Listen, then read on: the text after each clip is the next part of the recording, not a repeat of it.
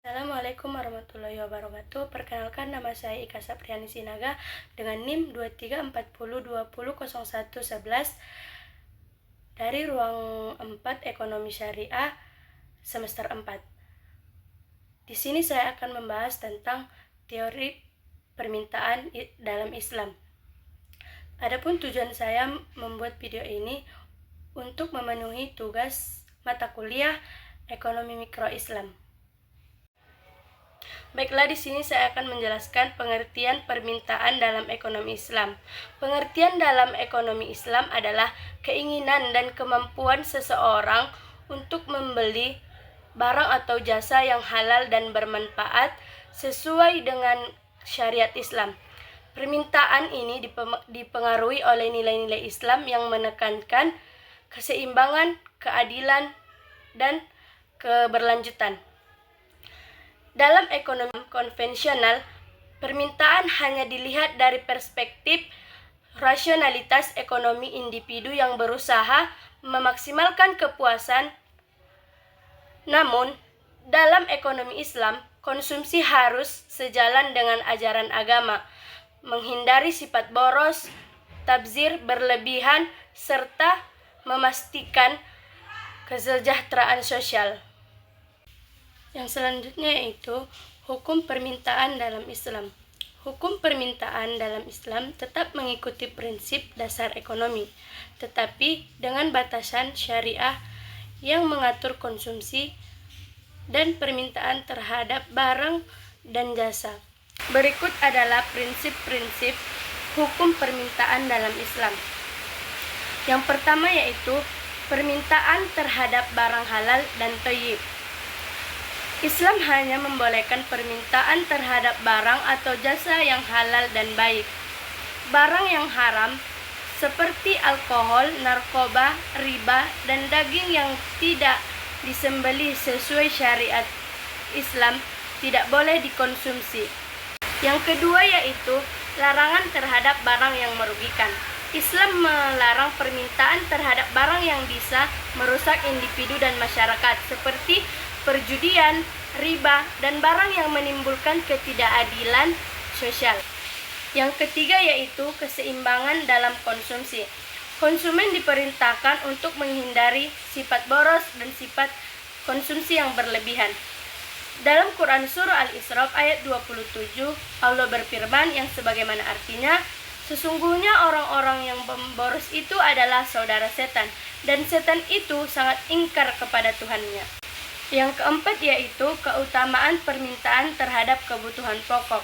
Islam mendorong permintaan terhadap barang yang memenuhi kebutuhan dasar seperti makanan, pakaian, dan tempat tinggal, serta barang yang memberikan manfaat bagi individu dan masyarakat.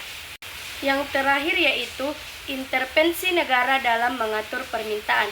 Dalam Islam, pemerintah atau penguasa memiliki kewajiban untuk mengatur permintaan agar tetap sesuai dengan prinsip keadilan dan kesejahteraan masyarakat. Jika ada ketimpangan dalam distribusi barang, negara dapat memberikan subsidi atau membatasi perdagangan barang yang merugikan. Yang selanjutnya yaitu teori permintaan dalam Islam. Dalam ekonomi Islam, teori permintaan tetap mempertahankan prinsip dasar permintaan, tetapi dengan pendekatan yang lebih luas, yaitu mempertimbangkan aspek moral, sosial, dan spiritual dalam konsumsi. Ada beberapa faktor-faktor yang mempengaruhi permintaan dalam ekonomi Islam. Selain faktor ekonomi seperti harga dan pendapatan, permintaan dalam ekonomi Islam juga dipengaruhi oleh faktor syariah dan sosial. Yang pertama yaitu harga barang dan jasa. Sama seperti dalam ekonomi konvensional, harga tetap menjadi faktor utama yang menentukan jumlah permintaan. Namun dalam Islam, tidak diperbolehkan spekulasi harga atau goror dan penimbunan barang untuk menaikkan harga secara tidak adil. Yang kedua yaitu pendapatan konsumen dan distribusi kekayaan. Dalam Islam, distribusi kekayaan harus adil melalui zakat, infak, sedekah, dan wakaf. Ini memungkinkan daya beli masyarakat miskin meningkat, sehingga permintaan terhadap barang kebutuhan dasar lebih merata. Yang ketiga yaitu preferensi konsumen berdasarkan syariah. Konsumen muslim mempertimbangkan apakah suatu barang halal atau haram sebelum membelinya. Ada kecenderungan lebih besar untuk membeli barang yang mendukung kesejahteraan sosial. Yang keempat yaitu kesadaran sosial dan moralitas. Konsumsi dalam Islam harus mempertimbangkan dampaknya terhadap masyarakat dan lingkungan. Permintaan terhadap barang yang merusak keseimbangan sosial atau lingkungan akan berkurang karena kesadaran etika Islam. Dan yang terakhir yaitu pola hidup sederhana dan tidak berlebihan. Islam mengajarkan hidup sederhana dan tidak terjebak dalam budaya konsumtif. Ini mengurangi permintaan terhadap barang mewah yang tidak memberikan manfaat nyata bagi kehidupan. Selanjutnya yaitu kurva permintaan dalam ekonomi Islam. Secara umum, kurva permintaan dalam ekonomi Islam tetap mengikuti hukum permintaan, yaitu di mana ketika harga turun, jumlah barang yang diminta meningkat, dan sebaliknya. Namun, ada beberapa perbedaan utama. Yang pertama yaitu, barang haram tidak masuk dalam kurva permintaan. Barang seperti alkohol, rokok, dan judi tidak dianggap sebagai bagian dari ekonomi Islam. Kedua yaitu, kurva permintaan lebih stabil untuk kebutuhan pokok karena Islam menekankan pemenuhan kebutuhan dasar. Permintaan terhadap barang pokok lebih stabil meskipun harga naik. Yang ketiga yaitu permintaan terhadap barang yang mendukung kesejahteraan meningkat. Barang yang berkontribusi pada kesejahteraan sosial seperti zakat dan infak memiliki permintaan yang lebih tinggi karena dorongan spiritual. Selanjutnya yaitu tentang mekanisme Islam dalam mengontrol permintaan. Islam mengatur permintaan dengan beberapa kebijakan, antara lain yang pertama yaitu zakat dan redistribusi kekayaan, di mana zakat membantu meningkatkan daya beli masyarakat miskin sehingga permintaan menjadi lebih merata. Yang kedua yaitu pelarangan riba. Dengan menghindari transaksi riba, ekonomi lebih berbasis sektor real, sehingga permintaan terhadap barang produktif lebih tinggi. Yang ketiga yaitu subsidi dan bantuan sosial, di mana negara dapat memberikan subsidi untuk kebutuhan dasar agar permintaan tetap terjangkau bagi masyarakat miskin. Yang keempat yaitu edukasi konsumsi Islam, di mana masyarakat didorong untuk mengkonsumsi barang yang halal, bermanfaat, dan tidak berlebihan. Di sini saya juga akan membahas tentang analisis intertemporal dalam perilaku konsumsi dalam perspektif Islam dan konvensional. Yang pertama yang akan kita bahas yaitu pengertian analisis intertemporal dalam perilaku konsumsi. Analisis intertemporal dalam konsumsi adalah studi tentang bagaimana individu mendistribusikan konsumsi mereka sepanjang waktu, dengan mempertimbangkan trade-off antara konsumsi saat ini dan konsumsi di masa depan. Dalam ekonomi konvensional, keputusan konsumsi ini didasarkan pada faktor seperti pendapatan, suku bunga, ekspektasi masa depan, dan preferensi waktu. Dalam perspektif Islam, perilaku konsumsi tidak hanya didasarkan pada pertimbangan ekonomi, tetapi juga mencakup aspek spiritual dan etika. Keputusan konsumsi harus mempertimbangkan nilai-nilai syariah, keseimbangan hidup, dan tanggung jawab sosial. Selanjutnya yaitu perspektif konvensional terhadap konsumsi intertemporal. Dalam ekonomi konvensional, perilaku konsumsi intertemporal umumnya dijelaskan melalui beberapa teori utama. Adapun teori yang pertama yaitu hipotesis siklus hidup atau life cycle hypothesis, dikemukakan oleh Franco Modigliani. Teori ini menyatakan bahwa individu merencanakan konsumsi mereka sepanjang hidup dengan tujuan menjaga tingkat konsumsi yang stabil.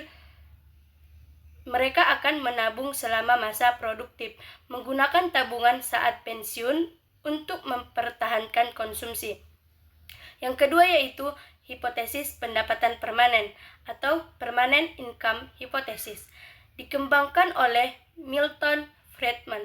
Teori ini menyatakan bahwa individu menentukan konsumsi mereka berdasarkan pendapatan permanen yang mereka perkirakan akan diterima dalam jangka panjang.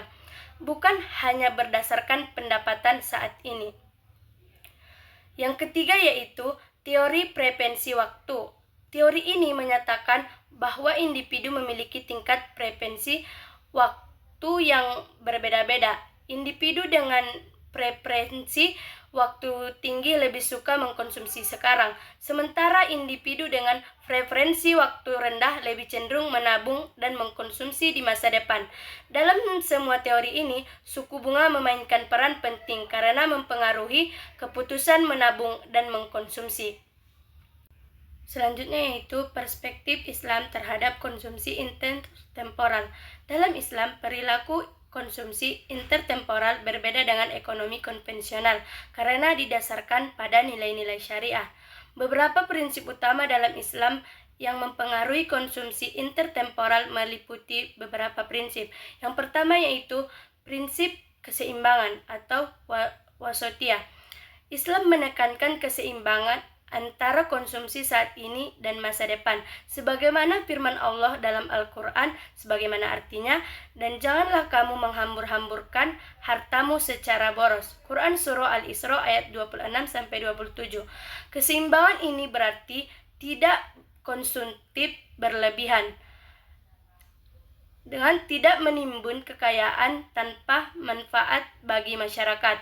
Prinsip yang kedua yaitu larangan riba dan keuangan berbasis syariah dalam ekonomi Islam. Sistem bunga atau riba dilarang karena dapat menciptakan eksploitasi dan ketidakadilan. Sebagai gantinya, Islam mendorong sistem bagi hasil melalui mudharabah dan musyarakah sebagai mekanisme investasi yang lebih adil. Yang ketiga yaitu zakat, infak, dan sedekah sebagai instrumen redistribusi.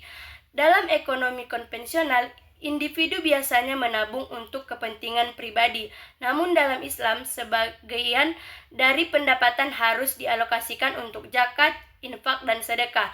Ini menciptakan keseimbangan antara konsumsi pribadi dan tanggung jawab sosial. Yang keempat yaitu konsep barokah dalam konsumsi. Islam tidak hanya mempertimbangkan manfaat material dari konsumsi, tetapi juga aspek spiritual. Konsumsi yang halal dan bermanfaat akan membawa keberkahan, sedangkan konsumsi yang haram akan merusak kehidupan dunia dan akhirat. Yang kelima yaitu perspektif akhirat dalam konsumsi. Islam mengajarkan bahwa konsumsi di dunia harus dipersiapkan dengan mempertimbangkan kehidupan setelah mati. Ini berbeda dengan ekonomi konvensional yang hanya berfokus pada kesejahteraan duniawi. Selanjutnya yaitu efek substitusi dan efek pendapatan terhadap permintaan Islam.